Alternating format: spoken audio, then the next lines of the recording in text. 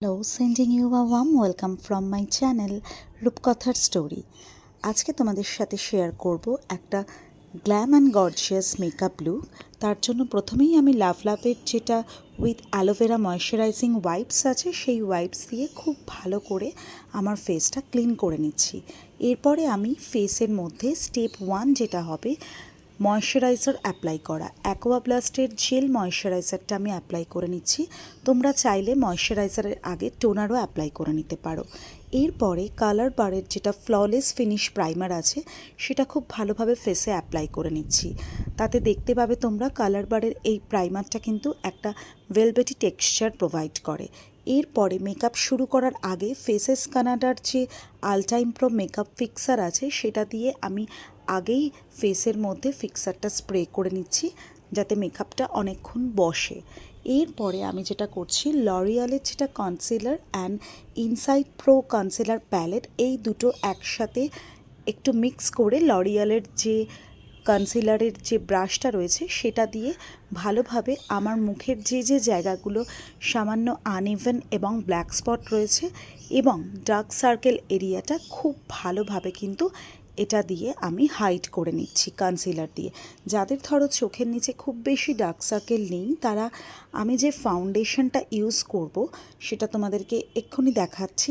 মিলানির এই ফাউন্ডেশন, এটা কিন্তু 2 in 1 মানে Milani concealer plus perfect 2 in 1 foundation plus concealer. তো তোমরা কিন্তু যাদের ডার্ক সার্কেল খুব একটা নেই তারা এটা শুধুমাত্র আন্ডার আইতে অ্যাপ্লাই করতে পারো, তাদের কনসিলার অ্যাপ্লাই করার দরকার নেই, মানে নেসেসারি নেই, চাইলে তোমরা ইউজ করতেই পারো। এবার এই ব্লেন্ডিং স্পঞ্জটার একদম ব্যাক সাইডটা দিয়ে ফেসে ভালো করে জেন্টলি কিন্তু তোমরা আমি যেভাবে দেখাচ্ছি সেই ওয়েতে মেকআপটা ব্লেন্ড করবে। অ্যান্ড আন্ডার আইয়ের যেটা দিয়ে আমি এখন আন্ডার আইটা করলাম সেই জায়গাটা দিয়ে এই ব্লেন্ডিং স্পঞ্জের ভালো করে আন্ডার আইটা ব্লেন্ড করে নেবে।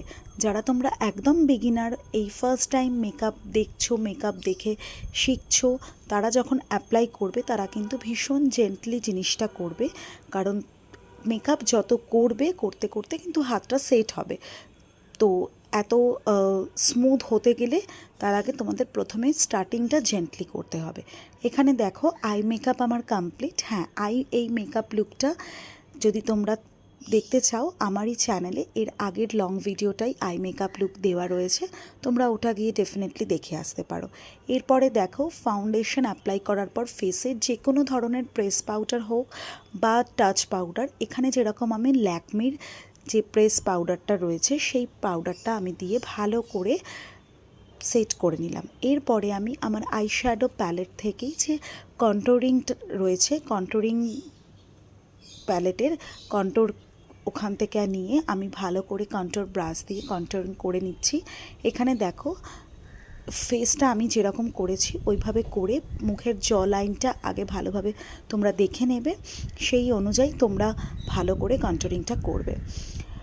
এরপরে আমি কন্ট্রোরিং করার পরে আবার বানানা পাউডার দিয়ে ভালোভাবে জায়গাটা হচ্ছে টাচ করে নিচ্ছি পাউডার দিয়ে, যাতে করে কন্ট্রোরটা হাইলাইট হয়, যাতে করে কন্ট্রোরিংটা বোঝা যায়। কন্ট্রোরিং হয়ে যাওয়ার পর অ্যাপ্লাই করে দেওয়ার পর এরপরে আমি হালকা করে একটু নোজেও কন্ট্রোরিং করে নিচ্ছি। এরপরে আমি ইউজ করব হচ্ছে হাইলাইটার সাধারণত আমি ওয়েট অ্যান্ড ওয়াইল্ডের ইউজ করে থাকি। তো এই হাইলাইটারটা একটা অন্য কোম্পানির, বাট এটাও কিন্তু খারাপ না, এর মধ্যে অনেকগুলো শেড আছে। যখন তোমরা নোজে হাইলাইটার ইউজ করবে তখন তোমরা পুরো নোজটা ইউজ করবে না, যেখানে আমাদের নোজটা শুরু হচ্ছে সেই জায়গাটা আর একদম নোজের ফ্রন্ট জায়গাটায় দেবে।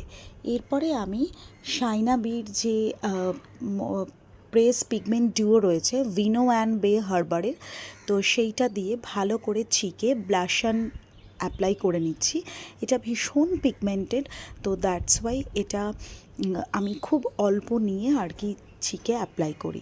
এখানে দেখো খুব ভালো করে কিন্তু তোমরা ব্লেন্ড করে নেবে।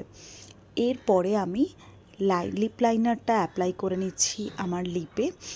যখন তোমরা আই মেকআপটা সফট আই মেকআপ কিছু করবে, মানে হালকা কিছু আই মেকআপ করবে, তখন তোমরা ডিপ কিন্তু লিপস্টিক অ্যাপ্লাই করবে। কিন্তু যখন ধরো স্মোকি আই বা ভীষণ গর্জাস একটা আই মেকআপ লুক ক্রিয়েট করছো, তখন কিন্তু তোমরা নিউড যে কোনো লিপস্টিক বা হালকা লিপস্টিক অ্যাপ্লাই করবে। সাধারণত সেরকম এইভাবে অ্যাপ্লাই করলেই ফেসটা আরও বেশি করে আর কি, তুমি যেরকম আইটাকে যদি তুমি স্মোকি করো তাহলে তুমি সেই স্মোকিনেসটা বোঝাতে পারবে বা তোমার ফুটে উঠবে। এখানে দেখো আমি অ্যাকচুয়ালি ঈদের একটা মেকআপ লুক ক্রিয়েট করছিলাম, তো তার জন্য আমি এই সারারা ড্রেসটা পরে একদম রেডি হয়ে গেছি। তোমাদের যদি ভিডিওটা ভালো লেগে থাকে ডেফিনেটলি ভিডিওটা সাবস্ক্রাইব করে দিও আমার চ্যানেল এবং ভিডিওটা লাইক করে দিও। আর হ্যাঁ, বেল আইকনটা প্রেস করতে কিন্তু ভুলবে না। এখানে আমার লুক পুরো রেডি এই অর্নামেন্টসগুলো দিয়ে। আজকে আমি সেজে উঠেছি হচ্ছে ঈদের মেকআপ লুকের জন্য। তো আজকের মতো ভিডিওটা এই অবধি, দেখা হচ্ছে পরবর্তী